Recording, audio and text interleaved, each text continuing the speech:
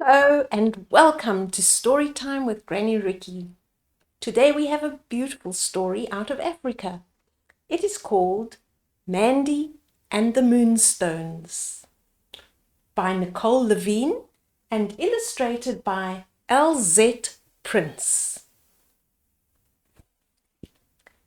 There was a time when the moon was always full. It floated in the night sky like a perfect shining pearl. Look at that beautiful full moon, shining, glowing in the sky. It does look like a beautiful white pearl, doesn't it?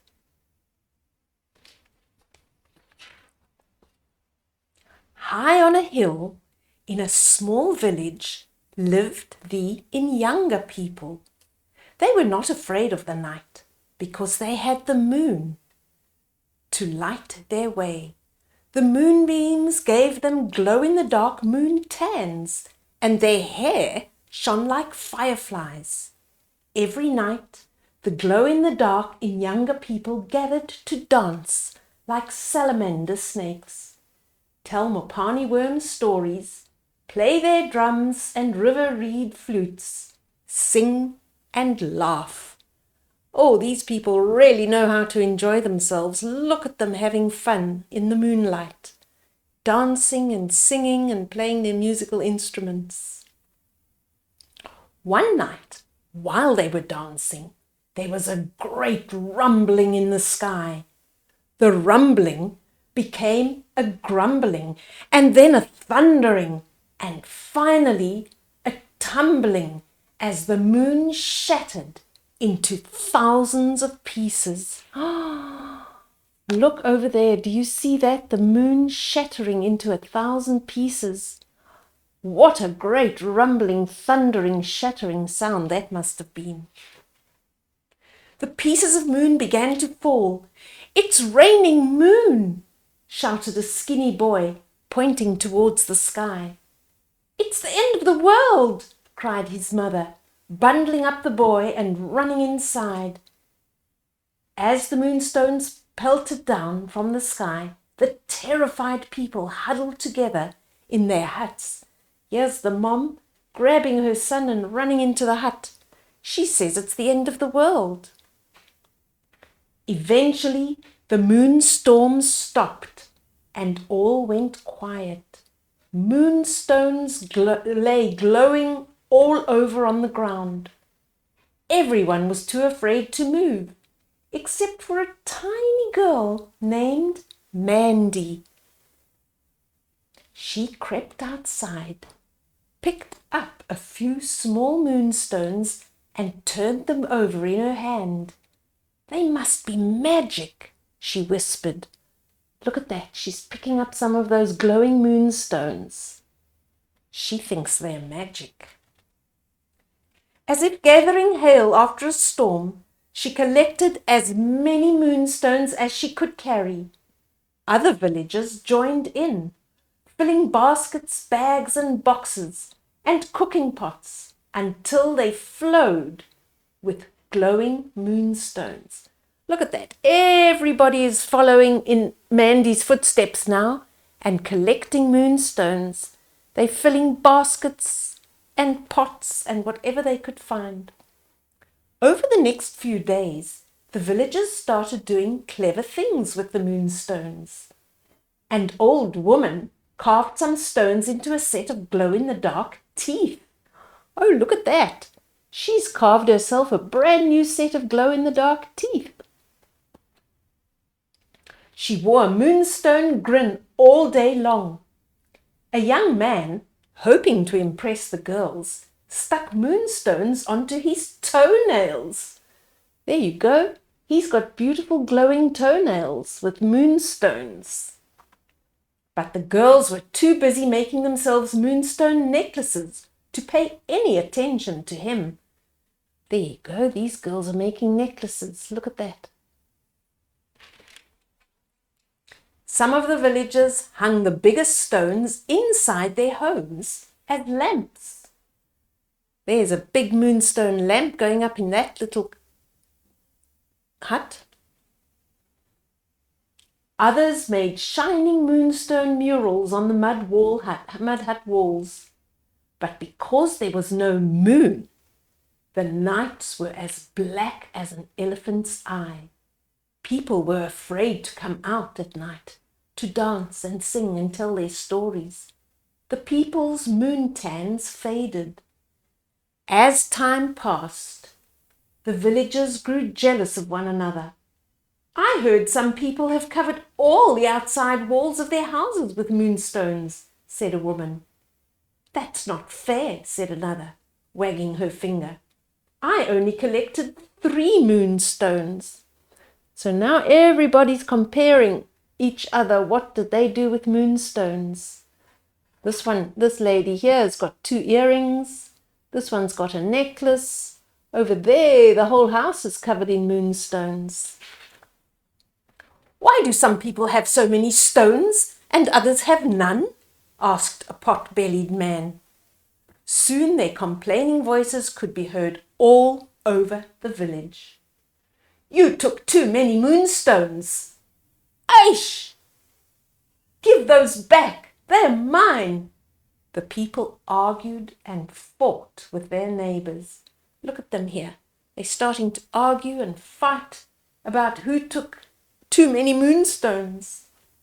The oldest man in the village called a meeting of all the people. As he spoke, he leaned on his twisted walking stick. There's his walking stick. What has happened to our village? He said, shaking his white hair. We are the Inyanga people, the moon people, and once we were happy and joyful. But since the moon fell from the sky, we only know misery.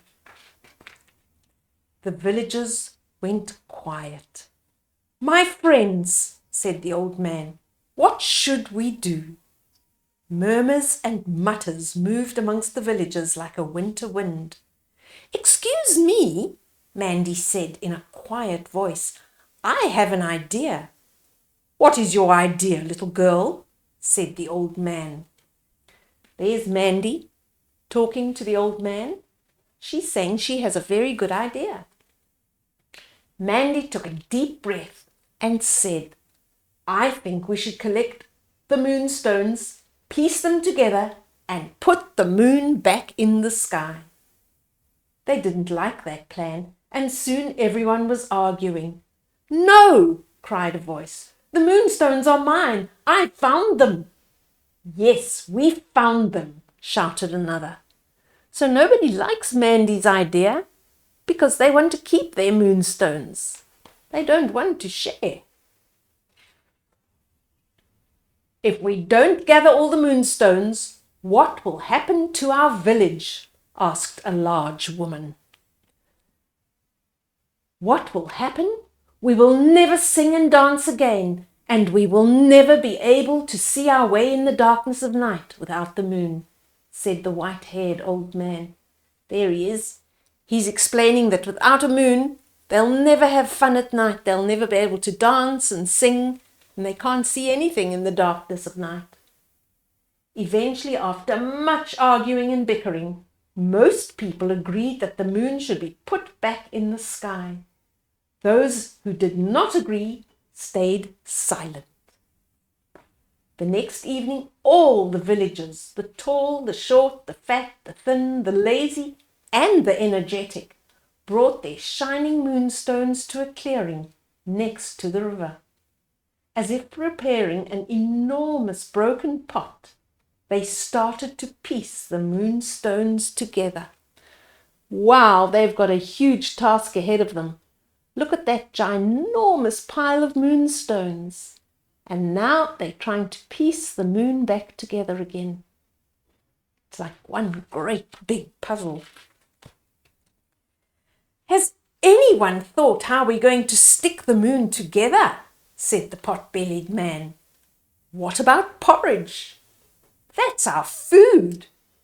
We could stick the moon together with cow dung. Not strong enough. Then we should use elephant dung. Everyone ignored this suggestion. We could cook it in the fire. can we cook the moon? We need magic, said MANDI. Agreed, said the villagers.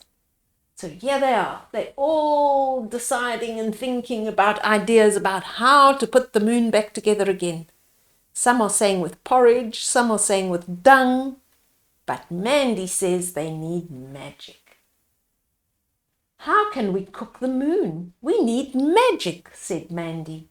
Agreed, said the villagers. The two men lit a fire that sent smoke high into the sky. They blew loudly on their ram horns. There they are, blowing on the ram horns. They beat their animal skin drums and sang the magic-making song. Soon all the villagers gathered together.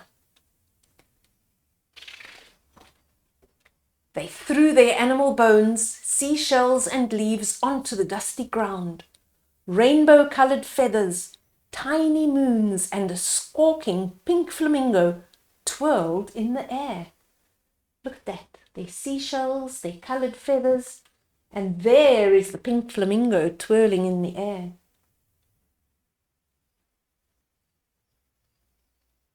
With a dramatic twirl, the villagers swished magic brooms in the air. Sparks and the little moons whirled around. The villagers stamped their feet, swayed back and forth, and chanted their ancient joining spell.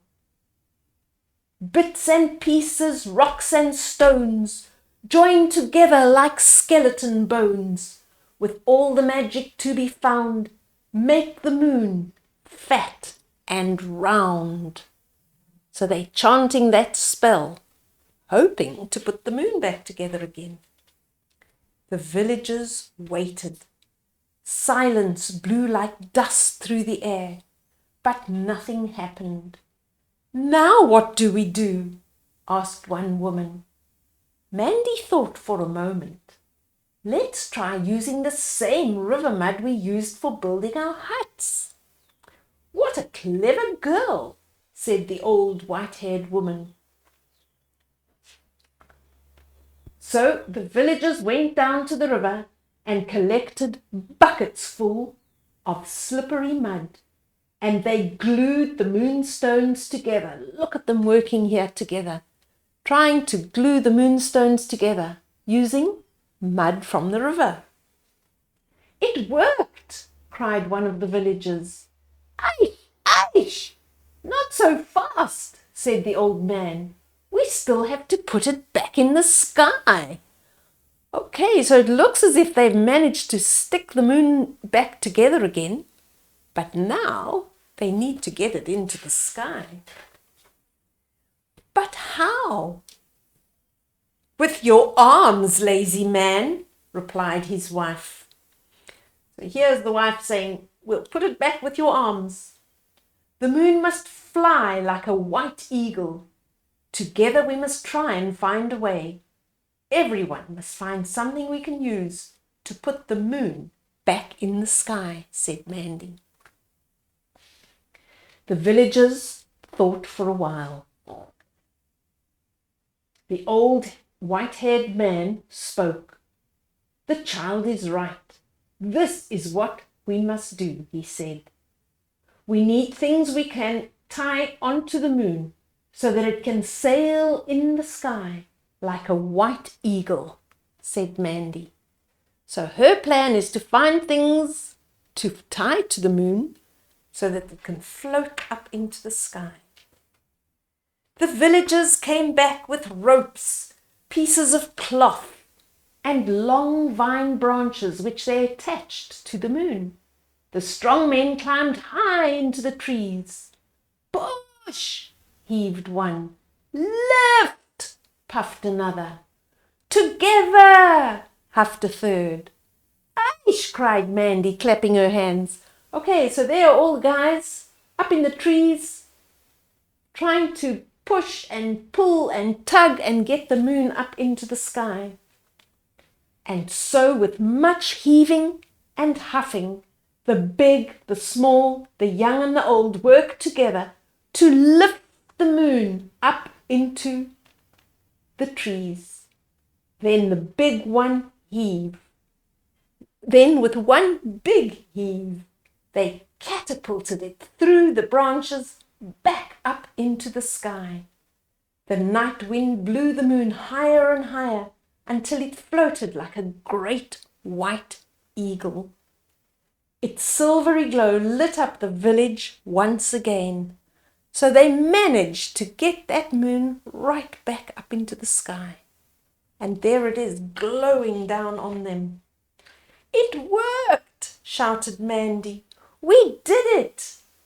But the moon was no longer completely round, and its surface was full of holes because not everyone had returned the moonstones they had taken. Some were still in lamps, murals, and even in a set of false teeth. Suddenly a group of villagers ran toward MANDI, their arms full of moonstones. "Wait, wait!" one huffed. "Those are the stones we kept for ourselves," said another. "Can they go back in the moon?" "It's too late," said MANDI. "The moon is already in the sky." "Oh no!" cried the two villagers. She looked upwards. "Give them to me." She bundled up all the moonstones, climbed high into a tree, and threw them into the air, where they hung as sparkling stars. Isn't that beautiful?